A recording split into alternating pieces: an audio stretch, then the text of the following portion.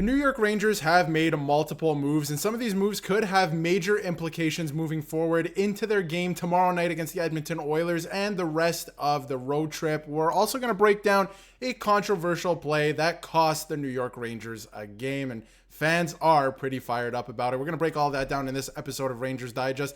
But before we do, a quick reminder to hit that subscribe button. About 70% of you who watch our videos are not actually subscribed to the channel. So if you want to do yourselves a favor, it's free. Hit that subscribe button and you get to stay up to date with everything New York Rangers. And as always, a big thank you to everyone who is subscribed. I see all of you in the comments section, getting into nice conversations, very civil conversations at times about different trades and, different Rangers moves. So I appreciate that. Thank you so much for subscribing. But let's dive right into it. The Rangers make, I would say, a surprising move, but I'm not surprised because Victor Mancini deserves the call-up. And Decision got sent down according to the transactions page. And this became big news this morning when people were looking at the transactions page. Obviously, nothing was officially announced, but we'll get to that in a second. And this is from Vince Mercogliano. A good catch from Andrew. Decision being sent down gets the Rangers to 23 players on the roster with 13 forwards and 8D, but carrying 8D still makes me think something is up with one of the regular defensemen. And that is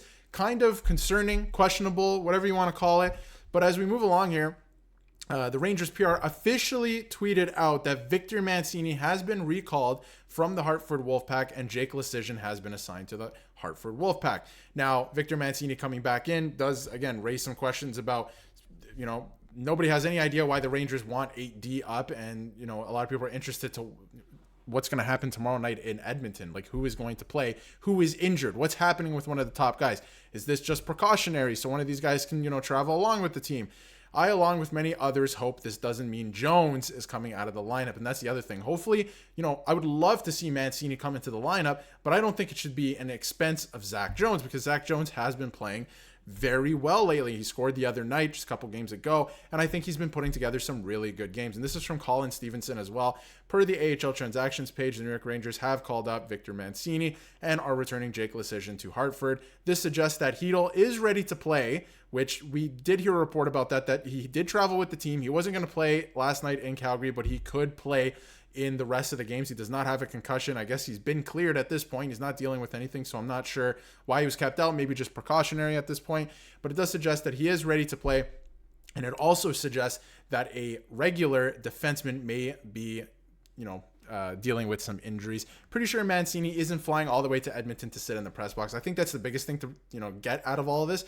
Victor Mancini is not being called up and not flying all the way to Edmonton in the middle of this road trip to not play. He is going to play tomorrow night. I would be shocked if he doesn't play, but the real question is who is injured, right? Or maybe is it not an injury? Maybe Peter Laviolette has seen enough from a couple players. We've seen some quotes the last couple of weeks that he's had quite enough from a few different players, so we will see what happens. K'Andre Miller has played better. I wanted to bring up a tweet here actually from NYR Louis that anyone else noticed that K'Andre Miller his play has gone up 1,000% since being taken away from Trouba. I haven't seen a K'Andre Miller hate post in a week, and it has quieted down a little bit because he is playing a little bit better. I'm not sure if it's because he's been taken away from Trouba or not, but his play has improved a little bit over the last little while. But maybe it's somebody's not playing well. I would tend to believe it's probably an injury, and I'm sure we'll get some clarity before the game tomorrow night against the Edmonton Oilers. But to move along, the Rangers did unfortunately lose last night, but there was a couple things I wanted to highlight from the game specifically. And excuse the swear word there, but I think we can all agree that we love Will Cooley. He's been putting together a fantastic season. I loved his game last year. I loved his game in the playoffs. I'm loving his game this year. He's fantastic. He brings everything to the table, and he was mixing it up with Blake Coleman here too. And he almost motioned like he wanted to drop the gloves. Like, I'm not scared of you, right? And I love that stuff. The Rangers need more of that, the intimidation factor. But obviously, as you can see, obviously they lost last night. We'll get to that in just a second. But Will Cooley, man, he's put together a fantastic season so far this season. We look at his stats here. He has 15 points in 18 games. He's almost a point a game player. He's still, people tend to forget, he is still so young. He is just, really breaking into the league. He's only going to be, he's in his 23-year-old season right now, and he brings a lot to the table.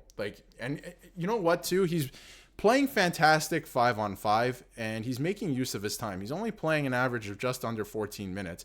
and he's almost a point a game player. That is really impressive to me on a team that has high end talent. Like if he was doing something like this on another team, like maybe the San Jose Sharks, you'd say, wow, look at that. That's a pretty good player. He's doing some good things over there on that team, but he's doing it with some high end talent on the New York Rangers on the top two lines. And he's still putting together a very productive season, and he's adding things to the lineup that they don't have anywhere else. So I'm really, really liking what Will Cooley has brought to the lineup this year. Now, last night, some fans are very upset about, obviously, the hand pass that led to the Calgary goal, and Calgary ended up winning 3-2. A little bit of a heartbreaking loss for the Rangers. You'd like to see them win that game. But the Situation Room determined that the puck deflected off Jonathan Huberdeau's glove prior to Sharon Govic's goal, and therefore it was deemed not a hand pass. Now, this is from David. He posts the video. He goes, watch this in the same game. The first one deflects off. But anyway, the moral of the story is, and what I saw is a lot of fans are upset. And I think that whether you think it was a hand pass or not, the NHL is very, very, and every type of rule inconsistent. And that's why fans are fed up. And I think that is a real talking point across the league right now with suspensions to different teams and goals that stand like this, where a lot of people don't understand why it was called a goal, right? So it's because it's whatever they feel in the moment, the officials sometimes. They try to follow the rule book to the best of their ability, but there's no consistency. There is absolutely no consistency, and fans are fed up about it. So a lot of fans thought this shouldn't have been a goal. Whether you think it deflected off of it or not, you know what? There has to be some consistency here, and we see it change all the time. And Peter Laviolette for sure was not happy with that, especially because it was a failed challenge. He actually challenged the goal.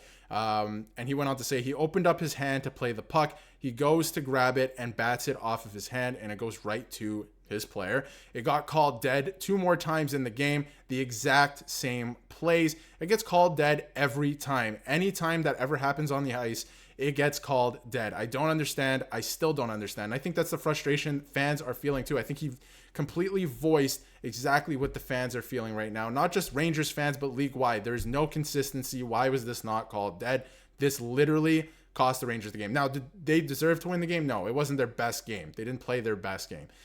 Maybe they deserve to lose, actually. But it did cost them a goal against. And it should have been, it was nobody on the ice's fault. It should have been blown dead. It's a rule, and there's no consistency. So not understanding where the NHL is with that. But before we wrap up, just wanted to highlight Adam Fox as well. At least offensively this year has been fantastic. He has 15 assists in 17 games played. He's been phenomenal this year, plus minus. I don't put too much stock into it if you're a top player, and especially if you play on the power play, because it could be much higher. But he's been playing fantastic so far this year for the Rangers. The Rangers need to tighten up defensively. The last thing I'll mention, Igor Shesterkin, again, standing on his head. They allow far too many shots. It's not sustainable. They have to clean this up. That was the first thing that jumped off the stat sheet at me watching the game. I was like, they need to defend better. They need to tighten it up. So yes, we can celebrate this, but at the same time, they need to tighten up defensively. Shesterkin cannot be, playing at the top of his game all the time. But the Rangers have been finding a way to win every game, whether it be every game that they have, whether it be the third line or goaltending. And as you can see here from Jay Fresh, some pretty impressive stats here for the New York Rangers this season. But let me know in the comments what you think of Victor Mancini coming up into the lineup once again. He will probably play this Saturday against the Edmonton Oilers, which is pretty exciting, but we'll see who's injured or what's going on with that. And let me know in the comments what you thought of the hand pass. It was probably should have been blown dead, that is for sure. But if you haven't yet, hit that subscribe button so you can stay up to date with everything New York Rangers.